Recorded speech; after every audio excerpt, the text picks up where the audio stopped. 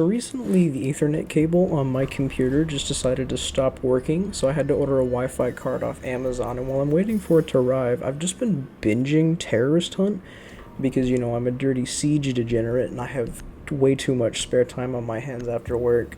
But I wanted to sit down and record a game and just kind of go through like what's actively running through my mind as I play the game. Just to kind of give an introspective into how like this game mode has helped me learn and get better at the game and point that out and kind of help people get to a similar place, I guess. So the first thing you'll notice in the background is that I'm placing reinforced walls. Personally, I like placing reinforced walls first. I think it's an incredible first thing to do, just blocking off sight lines. And if you're just starting out, first, play Thunderbird. She has one of the most disgusting gadgets in the game that I like to call the Deus Ex Machina with recovery. Or, more funnily, the Dewar. Now, the Dewars are disgusting. They give you, they're as the name implies, they are Deus Ex Machina with recovery. You could be on 1 health, walk around your room real quick, walk around Anchor, and instantly be back to full health, and do the exact same thing again in 45 seconds. She is disgusting, and she will make situations in which you should have died 30 times over flawless victories. She is so easy to start the game with. Now, I want to point out, during the beginning of the round, when you're first starting out, you usually want to place your Dewars first, just because if you can't prepare in time and the enemy comes and you get shot, you want to have healing instantly. When you get a little bit better and you get more comfortable with the Dewars, you can start reinforcing and placing stuff like I do when you get a little more comfortable. Now, the main thing I want to say the utility of the Dewars, the main thing they provide is confidence. And I think that's what makes Thunderbird an incredible operator to start off playing, especially if you're grinding through Terrorist Hunt like I'm doing, because it gives you this overwhelming sense of confidence that allows you to push angles that you might not usually and be incredibly comfortable peeking angles. When you have no sense of danger or imminent threat, it becomes a whole lot easier to start pushing confidently and taking risks you normally wouldn't, because you have the confidence of, even if I'm on 1 health, I can walk 3 feet back and be full health. And that's incredibly valuable. Now we're starting second round now, and one piece of advice is I usually start putting up heavy reinforcements in round 1 and then clear out the first wave of enemies, and then you're going to want to start barricading on round 2. Now, one thing you'll notice is that I heavily focus on this doorway. And the main reason I want to do that is just because I want to create as much time distance between me and the terrorists as possible. If I can put all these barricades in the way, it just puts another layer of barricade in between me and them. But the other huge thing it provides is sound. It'll help you know if an enemy is pushing through a certain doorway. See, I fell victim to not barricading this side. I didn't hear them breaking through barricades. I had no idea they were coming over here. Now, I want to use this clip to highlight another great thing you can learn through Terrorist Hunt, which I like to call, I don't know if there's an official term for it, but I like to call it headshot timing. And it's just getting comfortable with a gun and knowing when it will pop an enemy's head, and then knowing when to fire again after the recoil pops back down.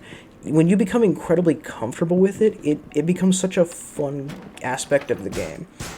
Now, here we see barricading again, getting those ones I missed earlier, just kind of clearing that dead space. That's another big thing for defending in Terrorist Hunt for me, is you don't want dead space. You always want to have some kind of sight line. Every inch of the room should have some kind of utility. Like, if you'll notice, when I was placing down my Kona stations, or the Dewars earlier, I was a little nitpicky about where I was putting them in reference to the reinforced walls. You want to make sure you block those sight lines so the enemies can't peek and break your stations. This is a lesson that will really help in actual gameplay, because if you can get comfortable pointing out sight lines that will make your doors invincible, you can place them there for incredible value.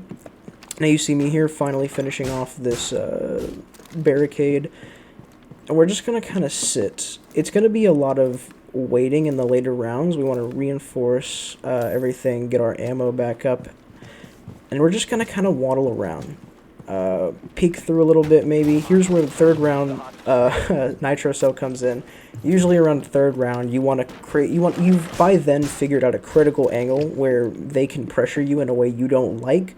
So one thing you can do to make that a little more comfortable for you is to just throw a nitro cell at an angle they probably wouldn't recognize, and use that when you feel choked. Now here, I just want to mention, if I stop at all for just like an uncomfortable amount of time, I'm probably just taking a sip of the drink next to me. But yeah, so this is wave 3 now. We're going to be a lot of waiting until they pop the windows. Windows are huge in defense. If you have a room that has a lot of windows, pick a different spot. And if you find windows in that area, you need to barricade them. This is another huge aspect of the doors that I want to point out, is being able to place them in ways that you know you can rotate around an angle and kind of navigate towards them to get health. Now this one made me a little mad. I was really frustrated. They perfectly headshot him. Usually, and we'll see this in the next round that I play, whenever you're playing Protect Hostage, whenever they die, they will just be on the ground and you have to revive them. And it gives you an extremely comfortable window of time to eliminate the enemies, pick them back up, and get ready for the next round. Now this round is disgusting, and it highlights a lot of problems with Terrorist Hunt. It's just a really bad game, but I want to use it because there's some interesting stuff, a couple lessons to learn, and some fun things. Now here, this area has no walls to reinforce, a few doors you can put barricades on.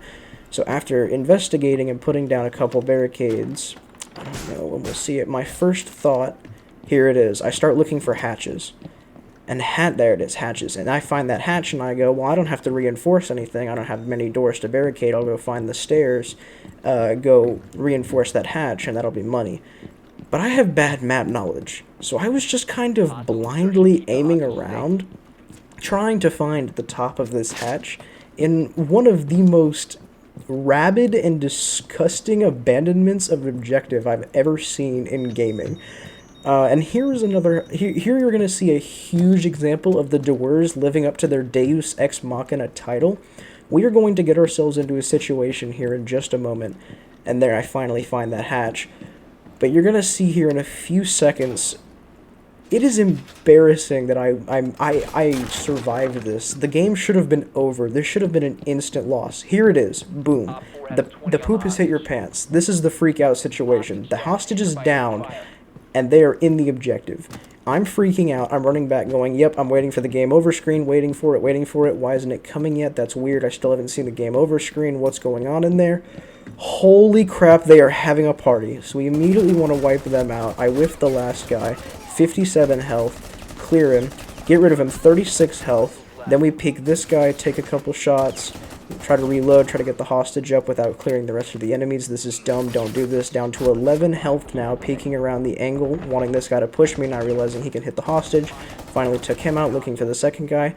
Now this was stupid, and you'll see this lesson unlearned later in the game again, is that when you have two enemies remaining and you eliminate one of them, don't switch angles. They walk in pairs. You want to make sure that you keep an angle if there's two enemies left and you knock one. Now this is where the doors come in and where their god status is achieved. In a matter of seconds, I have gone from I will lose this game next round to completely unscathed. And I am in no way proud to say that that is not the last time we will see this happen in this game. So now we're perfectly back to full health, and now we see that second round, we're putting more of those barricades up. I think I threw a nitro cell here. This is the early second round nitro cell instead of the third. Sometimes in situations like this, I think I threw the nitro cell just recognizing that long angle and understanding that was probably going to be a bitch in later parts of the game. So here we are just getting more reinforcements. And I think this is where we really start to see a huge problem. We see the first wave come, couple guys on the door. I expected that angle to be gross. It indeed was. And then we're waiting for more. And then I believe we hear breaking on the barricade behind us, if I'm not mistaken.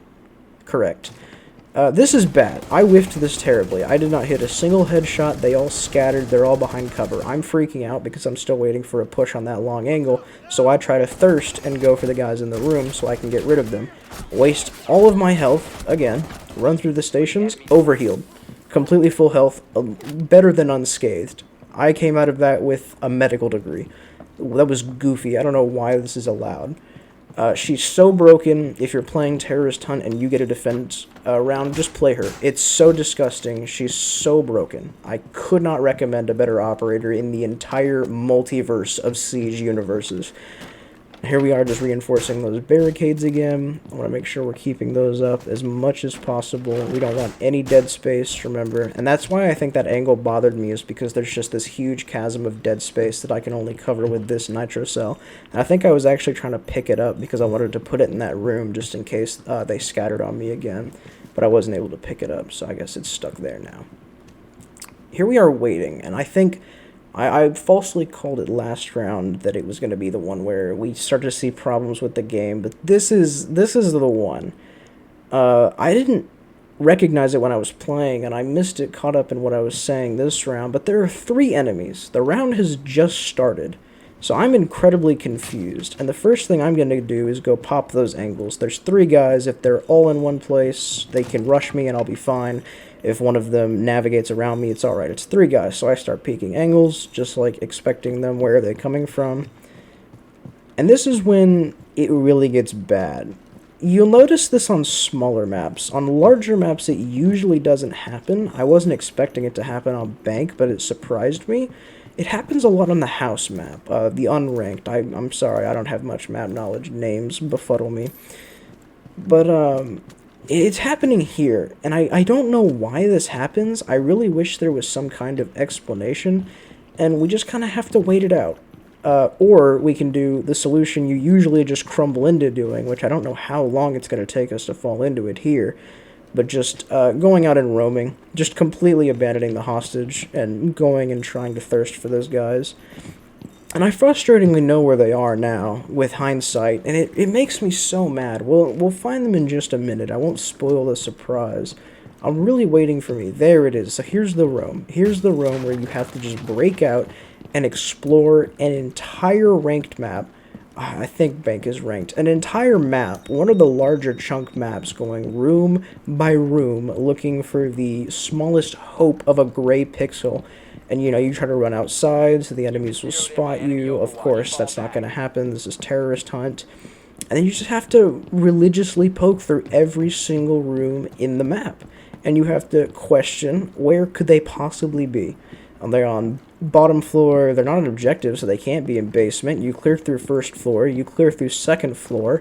Now you're up on third floor, and you realize, alright, there's still nobody here.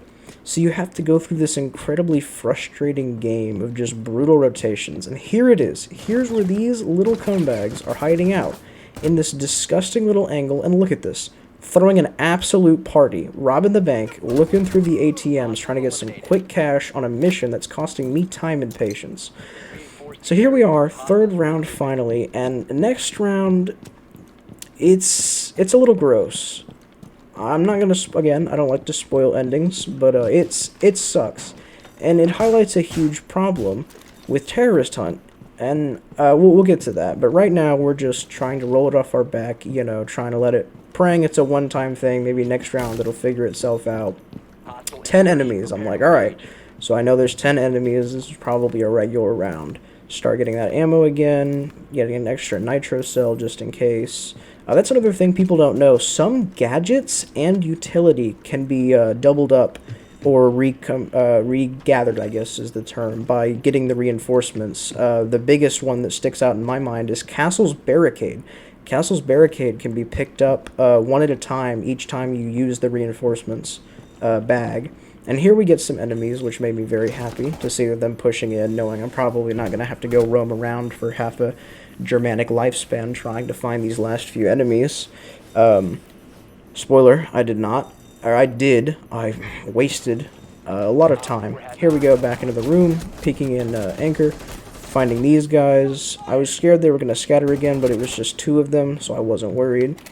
Shield guys, these are incredibly frustrating when you first start, but once you master that headshot timing I talked about earlier, they kind of become a joke.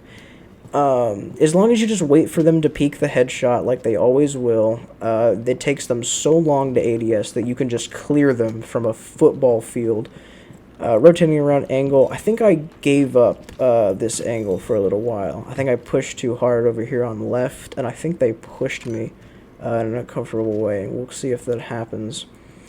But this is actually, I think this might be the roaming time. I think the game might have abandoned all hope for me at this point. I believe so. So now we're just, again, back in this incredibly frustrating loop of just poking every angle, waiting for them to come, hoping I don't have to roam this game, and I can just have fun, you know, get the anchor, grind through the rounds, get some high-octane enjoyment, learn a little bit, but no, Ubisoft had different plans for today. Little did I know I was about to experience their masterclass in watching paint dry, which is...